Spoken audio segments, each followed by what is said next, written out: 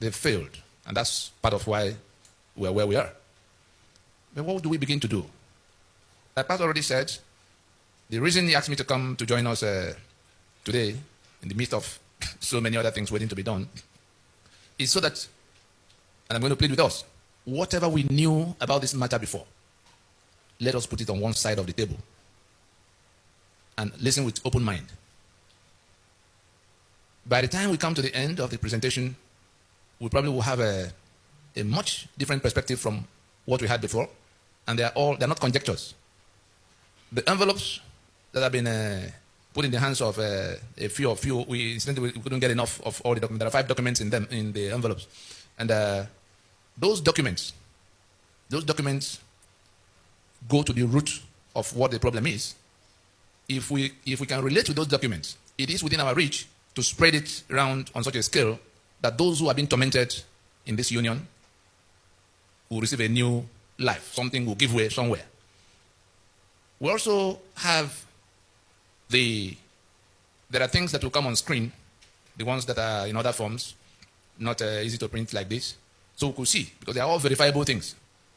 By way of further introduction, yes, I'm a lawyer of 26 years with specialty in jurisprudence, and I've been on this task for quite a while. I set out as a young man to be a military pilot. I should have been flying jet fighters. I read all the physics and chemistry, mathematics of this work, I can still teach them. But by some providence, I ended up in law. And I didn't understand where that was going until in the final year, when we took the course. Are there lawyers in this house? Any lawyers, please? It's a practical, and if you have your telephone with you and you have internet access, I will also encourage you to switch it on, because we'll make some quick references to things you can verify. I want you to be able to go back to your station and confront whoever comes to tell you any other thing. It doesn't matter what that person says he is on the matter, you know. We will go from, like doctors will do, diagnosis, prescription, and then the treatment. The reason why things have remained upside down here is that we've not gone to the right diagnosis. Some will say, oh, it's corruption. Far from it. You know how the Western world solve their problems? When they say, oh, it's corruption, somebody will ask, what is corruption? How did it come? Where is it coming from? Your body is hot. Somebody says, it's malaria. Somebody will ask, what is malaria? You then find out it is mosquito that is responsible for it. They will go beyond that. Some of our people just go and buy net or buy broom or something to stop mosquito for one moment. Anybody who wants to solve malaria goes all the way to stopping mosquito from breeding in the neighborhood. It's as simple as that. If you don't, the next mosquito comes, you are down to your malaria. So if you talk about corruption, you will have with you right now under this roof where it is coming from. And nothing will change, no matter how much you shout, until it's uprooted. As it is with corruption, so it is with the killings you see, the Middle Belt and elsewhere. So it is with the infrastructural decay that you see, whereby there are no roads, nothing seems to be working anywhere. What we've done in the last 20 years, to probe into, because I ended up from the law, I had my bit in court, and I ended up in the oil industry. But I left the oil industry in 1998 on account of this. Upstream, I left from senior executive position in the upstream. There's nobody left in NNPC today who can argue with me for 10 minutes on national television on what it costs to produce crude, either on land, in the swamp, in the sea, or in the desert. I've dealt with from what you call seismic studies, where you are looking for where you could find, to all of what you do in well development, to what you do in piping it around and processing it until the time you transport it and sell. But why did I leave? Because I came face to face with the document by which Shell and Mobil, Egypt, Earth were operating. And I said to myself, what could this mean? Does it mean we're not the owners of this land? That these foreigners will dictate the terms by which they operate? I'm sure you've seen their signposts, those of you who came from Port Harcourt area. NNPC, Shell, joint venture. Shell, operator. Earth. Anyone you see, the operator is foreign. You have a business, a joint venture. You are not to know what it costs to produce whatever it is that joint venture has to do. It is that foreigner who will write down whatever he writes down, and whatever he declares as profit is what you now share. So I began to ask myself, how did we get to that? And it's not a 2-year contract, it was a 50-year lease. Signed off between 1967 and 1969 by people who could not even read properly what was written, under circumstances in which they just signed first and it was explained to them later. How did we even arrive at that point in 1967? We began to probe. It came to where I had to leave everything else to say, let's even, because we found out there was nothing to be found in our archives.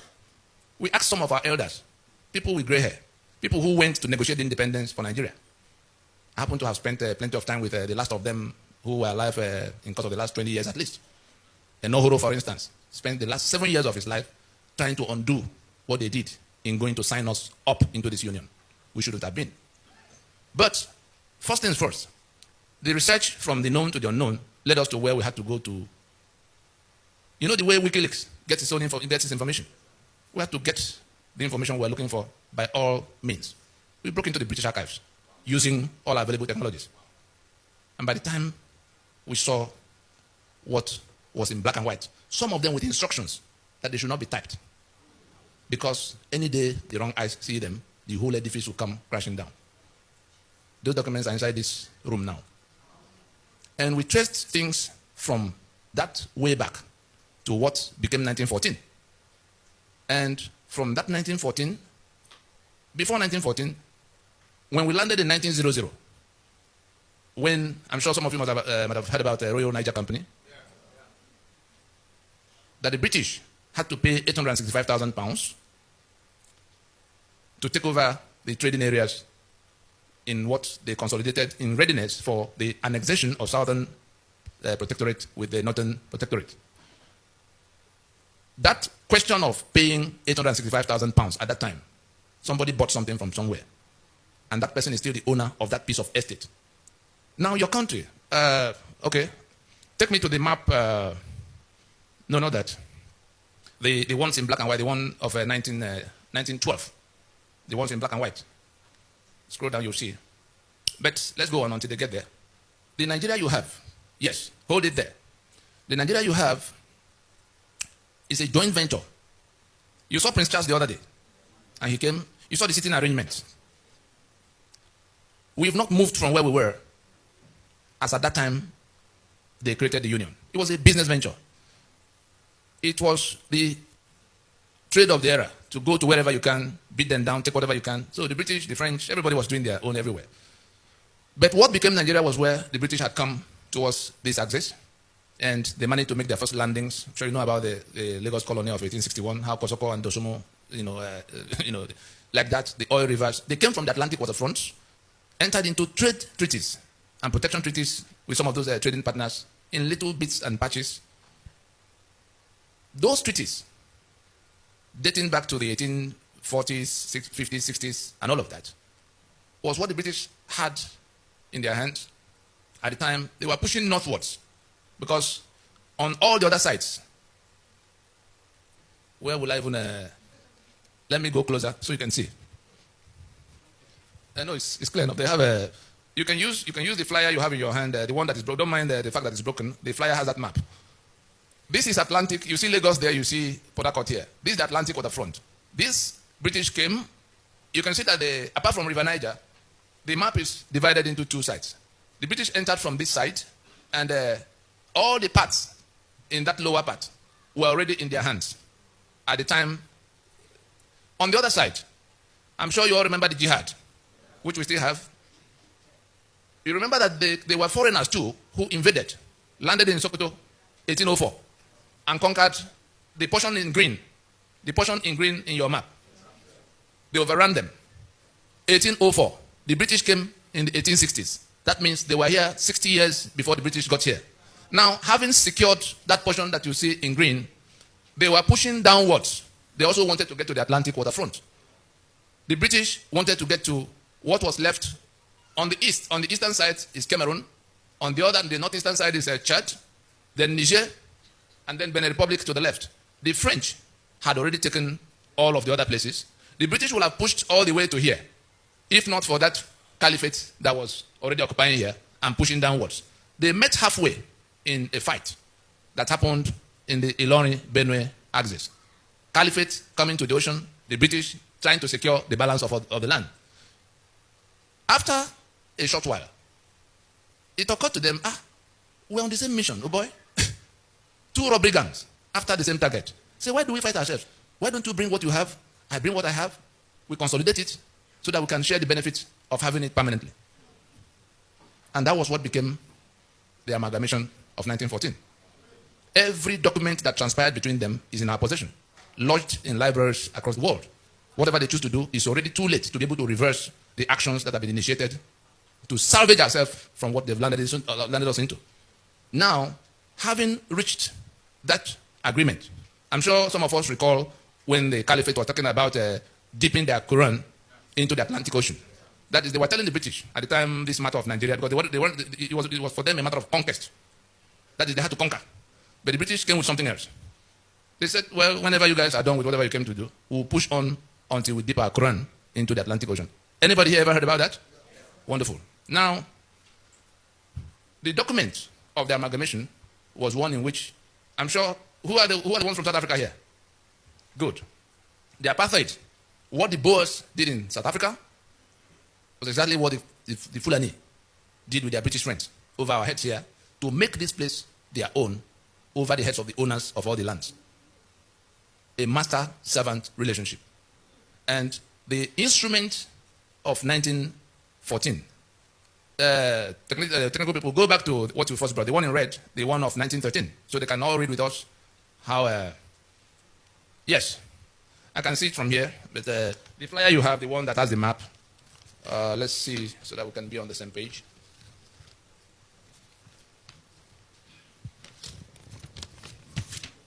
Yes, if you have the flyer, read from the flyer, otherwise you can read from the screen. This is an excerpt from a telegram from the Secretary for the Colonies explaining what they were about to do, because they didn't tell anybody in southern Nigeria that they were going to lump us together with the people of the north. The discussion was strictly between them and that caliphate. It was a German newspaper that leaked it for the first time on the 26th of December in 1913. It took almost 15 years of day and night exchanges, meetings, travels to piece together all those parcels of land that came under those treaties. They didn't tell them where it was all going. Everybody thought they were still, the Shekiri thought they were still in their treaty. The Lagos colony thought they were still in their treaty. Everybody, the British was tiptoeing over their head, merging them. It was in 1906 that they merged the entire southern territories to become the Protectorate of Southern Nigeria. From that 1906, they then began to merge the systems to mortally opposed civilizations, because on the other side, Sharia was already in place. They came as jihad. How do you create one political union with a group that owes it a duty of faith to kill the infidel? That duty never changes. No matter how you settle all the other things, the duty will never go away. You are the infidel, you have to be killed. They have a right in that their faith to lie to you. They call it taqiyya. They deceive you into thinking you are in another business until you get killed. And they are also of a feudalist worldview. You know what feudalism is? All men are not born equal. No matter what you do, what you achieve, you are no more than the slave you are to them, even if they have nothing or no education. Between the two, a terrible alchemy that as a slave, you dare not compete with your master for the ownership or control of whatever. The slave does not have a right to anything, no right to property, not even right to life. You can do away with your slave, kill your slave. And that was the civilization that was already in place, and the British knew. But they were also, they too were, what do we call them? They were feudalists too. And one thing led to the other. Eventually, they were able to piece it all together. That I'm now reading from that cablegram. Secretary of State, Secretary for the Colonies, his name was Harcourt, the one after which Port Harcourt was named. He says, in explaining what was about to happen the day before it did come public, that we have released Northern Nigeria from the leading strings of the Treasury. The promising and well-conducted youth is now on an allowance of his own and is about to effect an alliance with the Southern Lady of Means. I have issued the special license, and Sir Frederick Lugard will perform the ceremony. May the union be fruitful and the couple constant. Secretary for the Colonies, Lord Harcourt, boss of Lord Frederick Lugard, referring to the import and purport of the annexation of the then Protectorate of Southern Nigeria to the Protectorate of Northern Nigeria. So what they reported to you as amalgamation, as if there was some coming together of equals, was actually an annexation. And the purpose, what the British came to do, back to that map, please. Back to the map where what the British came in search of were all on this axis. But the people they met here provided resistance. You know what they call resistance? They fought and fought and fought to make a landing. I'm sure there are Yoruba people here. I'm sure some of you have heard your song many, many times. If I begin it, will you be able to join me to end it? It begins, Eyo, Eyo, Eyo, Eyo, Eyo, Bantawa, Ton Figo, Lunsere, Awa Ole Sanwo ni Bode, Odile. The clause I want you to take from it. Awa Ole Sanwo ni Bode, Odile. Your great-grandfathers fought the British for years and years, preventing them from landing. And your song you sang now was the victory song composed. We will never pay custom duty to these foreigners on our waters. Today, 58 years into your independence, you are paying that customs religiously to people from this part. And from independence to date, not one of you had ever qualified to be Controller General of Customs. Now, I can give you up to 20 of these kind of examples. Who has ever been to Lagos Island, the Victoria Island there? Does anybody know where Bonny Camp is? Does anybody know where Eko Hotel is? The road that goes from the front of Bonny Camp to Eko Hotel, what's the name of that road? Ahmadu Bello Way. When you stand on Ahmadu Bello Way, is there any other thing to do to go to the ocean? You are on the last firm piece of land before the Atlantic.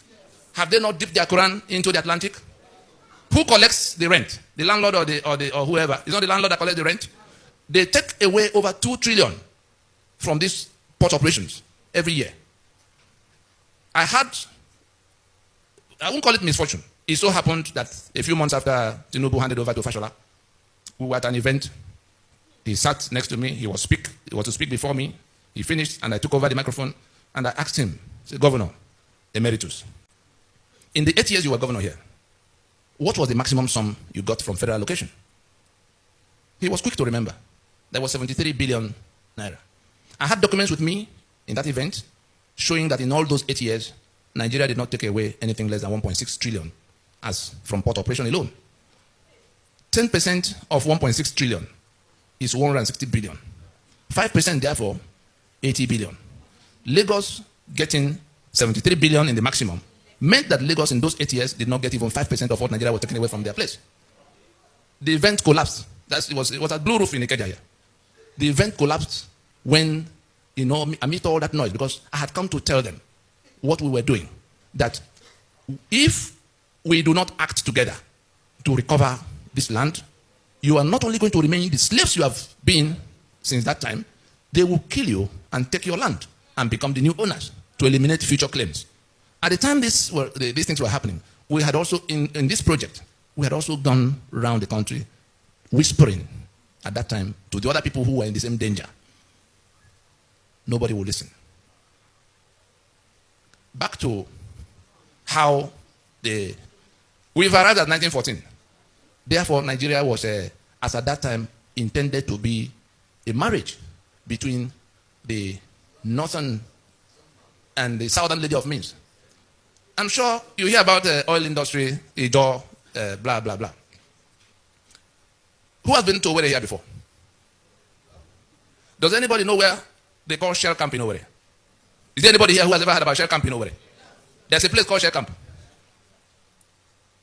I'm sure you do not know that Shell was headquartered in that place for 42 years, going to Port Harcourt in 1960.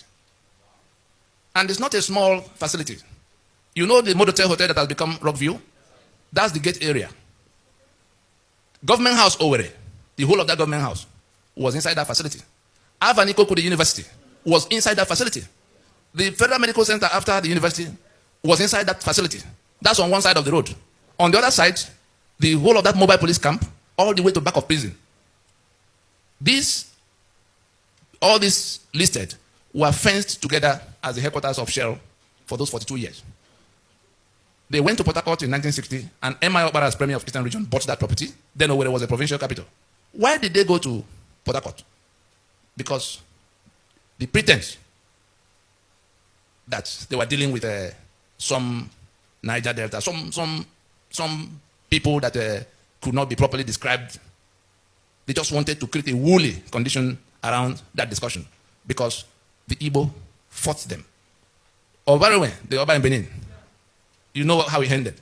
The King Jaja of Obobo, the one they had to send on exile, who migrated by himself from Amibo, next to Nkwere. That's where he came from. Now, what was going on? I'm sure you know Rumo Mashi and Rumo this and that and that. That was when, and why did they do that? They had sold your oil for 50 years before they declared Oloibiri. All the story you hear about Oloibiri, false. This oil was used in the First World War, in the Second World War. Undeclared. It was property of Nigeria was their colony, was their property. So you couldn't go quarreling with them for whatever they did. But in pretending that it was not so, clearing out the history books, I've had the misfortune of meeting with governors from the place and senators who did not know that this was the case. They believed Oloibiri with all their heart until I confronted them with the documents in our possession. And they went cold, ashamed because they were gray-haired men who were supposed to be telling their grandchildren. They did not know. And this pretense, you remember Willings Commission, 1957-58? Willings Commission did not deal with only the Niger Delta. It was minorities. We're going to bring out 3 things from there so that we can move on to how we landed on the constitution we have on the table now and what we could do to wriggle out of it. Except we want to submit to be killed because that's what is coming our way. If we don't do something to stop them, what they're doing right now is what ISIS set out to do with Syria and Iraq. ISIS operated from the flanks. They are operating from the government house of Nigeria. When you hear Danjuma come out to shout that it's ethnic cleansing, you think Danjuma was joking? Ethnic cleansing means so that there will be no future claim. They wipe you out, resettle their own people there. If you come in 2 years or 3 years, you won't believe anybody else was there before. Go and find out what has happened in Southern Kaduna. Not only do they dislocate and dislodge, eliminate and dislodge whole communities, they bring their own people from Mali. You remember when El Rufai talked about going to settle those who are killing his own people in 14 different countries? So, as you find these tiles on the ground here, these tiles you see, that's how they have mapped out Nigeria to the Atlantic waterfront. And they're taking it in. They are done with the green part, you see. They're in this purple belt, the one you call the middle belt. And the mission is to do away with them. Some of them have been renamed Emirates already. Is that not the case? Now, so that we can keep the trajectory. The next thing you find on that, when independence, was coming, and the independence didn't fall from the sky. The independence was where people from that southern part began to resist them, to say, look, you can't continue to govern us here. All of those who fought them. Can you remember anybody from the north who was part of the fight? Enohoro, Moku Gokoye, Awolowo, Osita Aguna, name them. They were all from the south. And these guys now, the British now decided to, independence, yes, you'll get. But your situation will be worse than it was when we were here. And what they packaged as independence in 1960 was a bogus thing. Go back to the first map. Now, yes, wonderful. That's how I want it. You see this line here? This was northern Nigeria. This is southern Nigeria. Can you see the landmass? When independence was coming, they conducted a census. The whole of this place had 17% of Nigeria's population. 17%. The British, because of what they had in mind to create a political structure that will make this one's permanent majority in all political decisions to be made in Nigeria. So that they can sit in Buckingham Palace and talk to Sokoto Palace and take whatever they want in Port Harcourt and Lagos without talking to any of you troublemakers. That's the whole purpose. And they've had it for 100 years plus. And we're still here swearing to defend and uphold the constitution they imposed that make us slave. Imagine, my brother from South Africa, imagine in 1988 or even 85 that blacks living in South Africa, I'm sure you remember the Bantustan arrangement. The boys were able to convince some of the black people that, look, you can't do anything about we being here. Why don't you just go one step at a time, slowly? They say they will give them primary education up to maybe standard 3 in the first instance. Then after so many years, they will go to standard 6 and then go. It may take about 50 years before they come to where they'll be qualified to go to any higher institution. And people bought into it. And they began to treat them. The discrimination was already there. They now began to give those people who agreed with them some little benefits. And they became, those people who were working with them to go slowly, became the biggest impediment on the way of the anti-apartheid fighters. I attended Henry Oka's trial. I addressed the judge in Johannesburg for 2 hours, 35 minutes. I had 53 cameras, beaming live, TV cameras, CNN, Al Jazeera, all of them. And I told them the story of South Africa because the trial they had come to conduct was an attempt to replicate for Nigeria what was done in South Africa, to make master-servant permanent. By the time we finished from court, the whole of South Africa was upside down. Young people who never heard about the story of their country in that manner trooped out to the streets on the side of what, because I challenged them with their own history. Was it by beheading Mandela and Oliver Tambo and Governor Mbeki that you solved apartheid? Why would you recommend that now that we find ourselves in the same situation? The only difference is that in South Africa it was the Boers. Here it's the Fulani. But the principle is the same. Foreign invader, minority, white, now owner of land, to the exclusion of owners of land. Willings Commission, if I go back to the map, settled a number of things. Back to the oil business. The reason Willings Commission asked that development be accelerated for them was because of that, having sold this oil for this length of time, having degraded the environment that much. Those people, when independence comes, will find out, and they will begin to make trouble. The British were hoping that they will be able to whisper to them to say, don't you see, you have this, you have that, when others don't have. Relax. They would then admit them in some way. That was the plan. But the people they handed over to in 1960 didn't do anything. When did Isaac Boro arise? Was it not 6 years down the road that they declared Niger Delta Republic from the same disputations that have now brought about Ment and the Avenger? Was it any different? They didn't keep that. The other part, who is from the Middle Belt here? The killings that are going on in the place. If you look at this north now, it hasn't changed. These boundaries you see here have not changed. That north that begins from here, this is about Gakem area, to Meduguri and Sokoto there. The portion in green, these 12 states that passed Sharia, the other day officially. The balance, the one in purple, was where Ahmadu Bello wanted Sharia for the northern region, going into independence. That's when the British go away, it will be Sharia for his region. The other people, Joseph Taka and all the ones from the Middle Belt, say, no, our people are not Muslims and we can't be part of one region if Sharia will be in place. They had to find common ground because they wanted the Middle Belt region. They fought and fought, they were being put down. The British settled it this way. They removed Sharia from the table and brought what they called penal code, so that those who are Christians can function freely, uninhibited in that. And that was the condition upon which the Middle Belt became part of northern region of Nigeria. Therefore, from the day in year 2000, that those 12 states, the portion in green in your map, from the day in year 2000, that those 12 states simultaneously imposed Sharia in their contiguous territory, they had moved away from that foundational agreement. They have seceded from the Union of Nigeria. They have seceded from the secular Federation of Nigeria. Having so seceded, they reinforce, they are now coming to overrun the rest of the place. And why do they have to resort to that? The constitutional instruments they put in place, including the one the British helped them to put in place since 1914 to 1922 to 1946. I'm sure you heard about McPherson and Littleton, all the way to independence. That became 63, which collapsed in 66. I'm now landing in the one that is on the table. And what we must do, which if we don't do, we will pay in blood. If we don't do, we will pay in blood. It doesn't matter what the noise elsewhere is. When it came for the British to go, and they were asking those territories they had governed for over 70 years at the time, how do you guys continue when we go? They had governed them as 3 different countries. Nobody knew what they were doing in the north. Nobody knew what they were doing in the east, or the west. Gradually, the meetings that began to bring them together started happening towards the 50s. By the time we came to 53, Enohoro moved the motion for independence because they thought they had come to where they could become independent. Somebody, the northern delegates opposed it and defeated it. What was their reason? They said, oh, we cannot go from British colonialism, that we're backward. We're not yet in a position to compete with you. So if we go to independence now, the British will step away, you step into their shoes, then we remain where we are. You can go your own. The British didn't tell anybody why they wanted the union to be. Remember that before then, Ahmadu Bello had cause to lament that this was the mistake of 1914, that Nigeria was a mistake of 1914. And not long after, Awolowo also had reason to say that this geographical expression, no, the ones who were building Nigeria did not believe in it up till that point.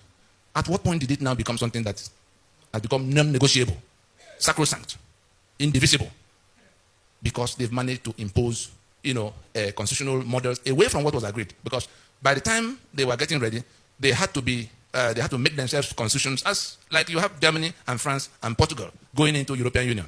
All the negotiations of what they will do for themselves and what they will allow the European Union authority to do for them.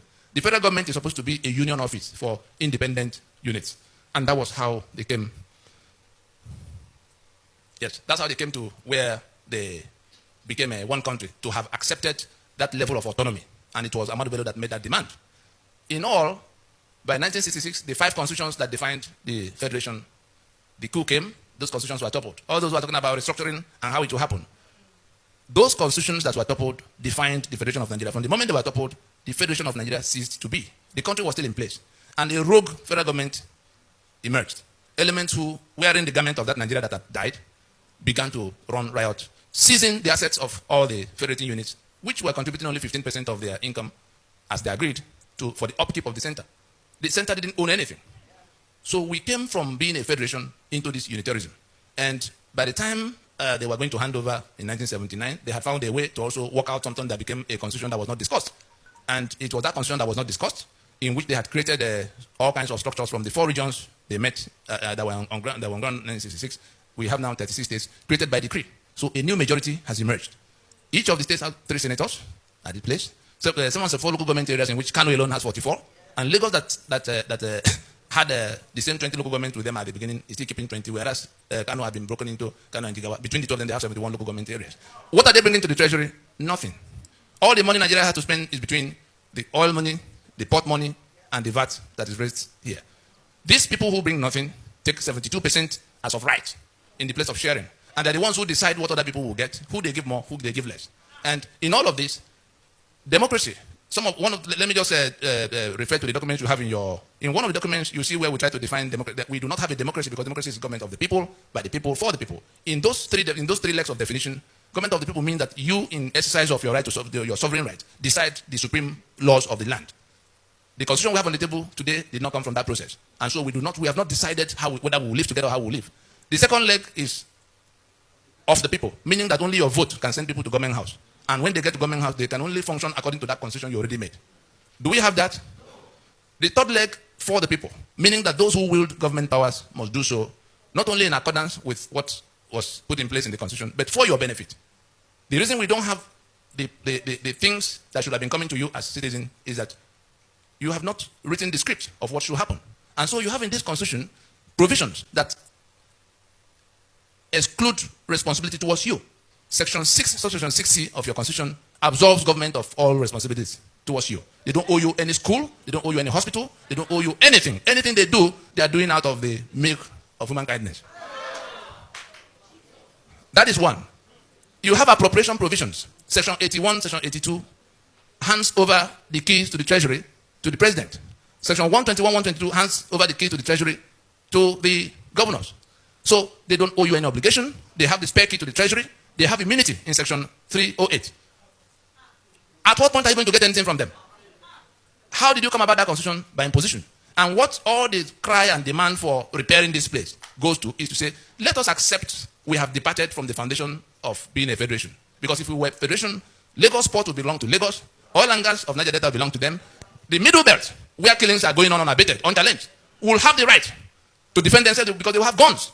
The constitution has 68 items on the exclusive list, all written by decree, that make it impossible for the middle belt to touch any gun. You saw where the governors went crying, and the president said, go home and live in peace with your Fulani of Bene.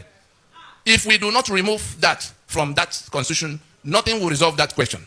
As it is for those killings, so it is for electricity. I cannot generate electricity because it's on the exclusive list. Lagos has 40 million people. It cannot generate electricity. Imagine the day comes that California cannot generate electricity and have to wait for Maine to come and give them electricity. They will leave the union. Imagine the day that Texas is no longer in control of its oil fields. Would they remain in the union for 24 hours? And it's supposed to be a federation. What's a federation? So we're in a fraud now in which the federation that collapsed is being sustained by brigandage, and they have imposed a constitution that we can no longer question. And anybody who says, what are you doing? What was Abiola's offense? Do you know why Abiola was killed? The servant does not rule over his master. So it's not only Jonathan that had to be chased away because he wasn't one of those who could preside. These same people are doing the killings in the Middle Belt, doing the killings in the East, doing the killings in the West. They are the ones who seized everybody's assets. They are the ones who imposed this constitution. And you join them to go to elections under that constitution. By what constitution would they govern? Anybody who wins in this election, by what constitution is it going to govern? You are reinforcing your enslavement. And if they kill you in the process, it's your ignorance that killed you. We've been going all over the place trying to tell people that this is what is the case. They are not listening. We went to the men of God in the land, without exception, quietly.